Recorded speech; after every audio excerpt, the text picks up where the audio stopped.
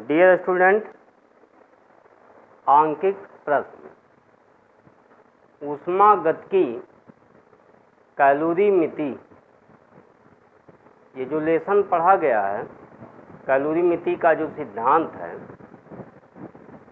इसके आंकिक प्रश्न कैसे हल करें। तो न्यूमेरिकल फार्मूला आपको हमने पिछले वीडियो में आपको बताए थे। जो इसके न्यूमेरिकल फार्मूले हैं उस फार्मूले को आप अच्छे से तैयार कर लेंगे। और हमने इसमें एक प्रश्न रखे हैं यहाँ पर, और बहुत से प्रश्न एनसीईआरटी बुक में भी दिया गया है, और आपके तमाम राइटरों की किताबों में बहुत से आंकिक प्रश्न आपको मिलेंगे लगाने के लिए, तो आप लगा सकते हैं। जैसे यहाँ पे देखिए 2.5 किलोग्राम तांबे का गुटका है। ध्यान दीजिए, यहाँ पर फिजिक्स में न्यूमेरिकल लगाते समय आप उसका फिगर भी बनाते रहिए तो बहुत ही अच्छा होगा, और एक बार पढ़ने के बाद तुरंत जो है आप उसका फिगर बना लीजिए, तो समय का बचत भी रहेगा इसमें। अब इसका द्रव्यमान अगर m1 मान ले 2.5 kg। ध्यान दीजिए, फिजिक्स के न्यूमेरिकल को हल करते समय हर स्टेप पे आपको ध्यान देना है। तांबे का गुटका है, 500 डिग्री सेल्सियस ताप तक गर्म करके, तो इसका जो टेम्परेचर दिया हुआ है, यानी ताप अगर हम T1 मान ले इसका, वो 500 डिग्री सेल्सियस, या प्रश्न को ऐसे भी आप लिख सकते हैं 2.5 किलोग्राम तांबे का गुटका 500 डिग्री सेल्सियस पर किसी भट्ठी पर रख दिया जाता है। तो जो भट्ठी का टेम्परेचर होगा वही गुटके का भी टेम्परेचर होगा, या इसको डायरेक्ट इतना टेम्परेचर तक हम गर्म कर देते हैं। तो यहाँ देखिए इसका फिगर क्लियर हो गया। तांबे का गुटका है, द्रव्यमान 2.5 kg है, इसका ताप 500 डिग्री सेल्सियस है। ओके,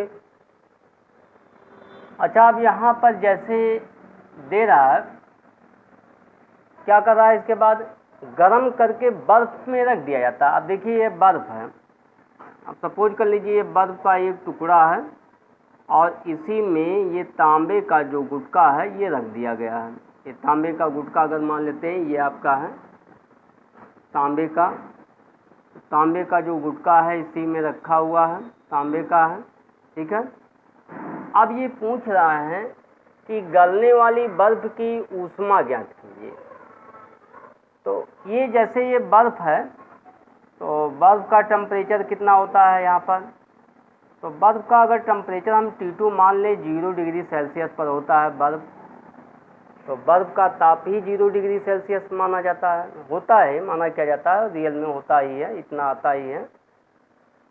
थर्मामीटर से आप बर्फ पे रख के देख लीजिए, उसका टेम्परेचर 0 ही बताएगा, तो ये हो जाएगा बर्फ, ठीक है। अब ये इसी में रख दिया जाता है, तो अब इसका टेम्परेचर ज़्यादा है, इसका टेम्परेचर कम है, तो ये इसमें से ऊष्मा एक देगा और एक ऊष्मा लेगा।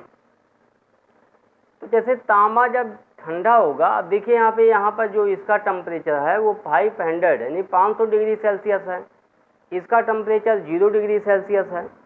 तो जब इसको हम इसमें रख देंगे तो यानी फाइनल टेम्परेचर माने इनिशियल टेम्परेचर, और यहाँ पे लोएस्ट टेम्परेचर यानी जो नीचे स्थान पर है वो 0 है।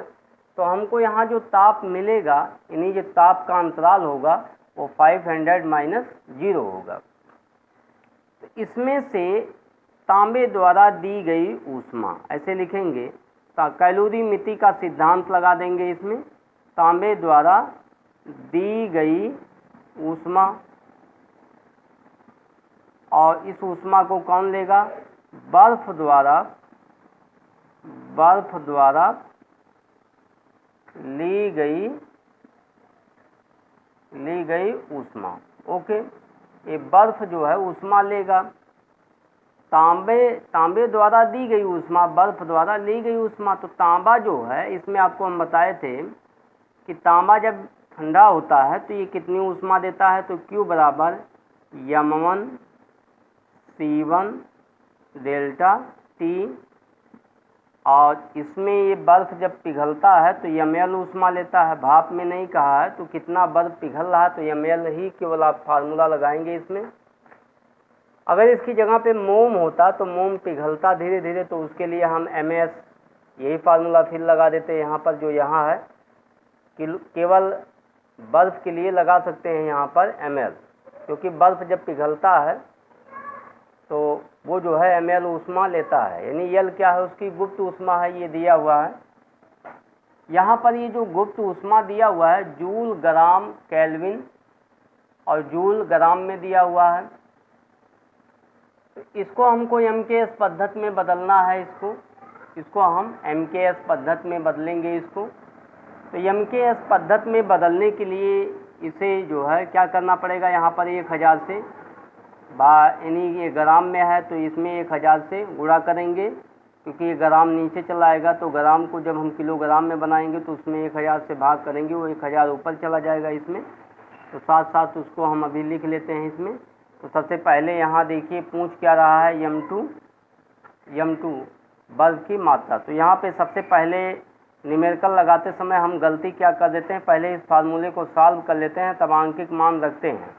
पहले ही जब आप आंकिक मान रख देते हैं तो यहाँ पे जैसे कहीं से क्रॉस मल्टीप्लिकेशन आया तो उसमें मिस्टेक हो जाता है, तो एक अंक अगर छूट जाता है तो हमारा आंकिक प्रश्न हल नहीं हो पाता है फाइनल में। तो यहाँ सबसे पहले आप ये कीजिए कि पहले फार्मूला बना के उसको सॉल्व कर लीजिए। तो जैसे यहाँ पर ये सॉल्व किया जा रहा है C1 × डेल्टा टी और बटे यहाँ पर L हो जाएगा, ठीक है।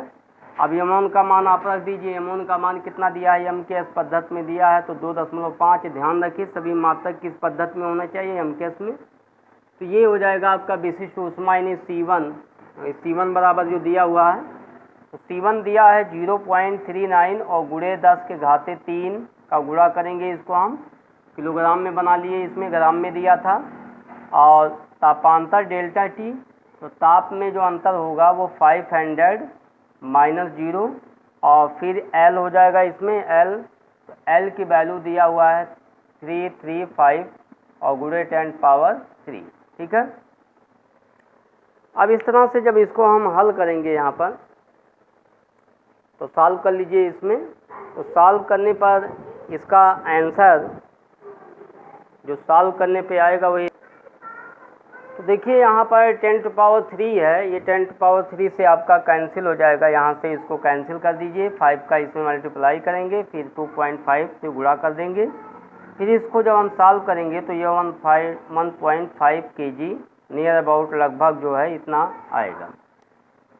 तो यहाँ पर जो बर्फ़ पिघलेगा उतनी ऊष्मा से जो 2.5 किलोग्राम तांबे का गुटका था ये ऊष्मा दिया और बर्फ़ द्वारा ली गई ऊष्मा, इसमें इतना बर्फ़ जो है 1.5 किलोग्राम बर्फ़ जो है क्या होगा, पिघल जाएगा। ओके, ठीक है, थैंक यू। नेक्स्ट अगले वीडियो में फिर आपको बताएंगे।